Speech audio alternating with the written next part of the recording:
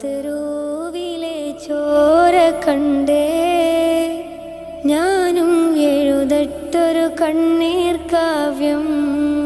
പിഞ്ചോമന മക്കളെ ചോരക്കായി ദാഹിച്ചലയുന്ന ചെന്നായ്ക്കൂട്ടം. മരിച്ചത് ഞാനല്ല, നീയാണ് മുസ്ലിമേ.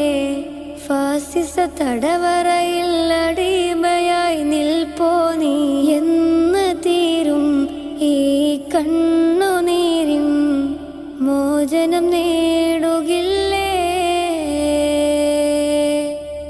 ഫലസ്തീൻ ചിരിയെന്നത് കാണാക്കിനാവല്ല, അറബിപ്പൻ വിളയുന്ന കാലം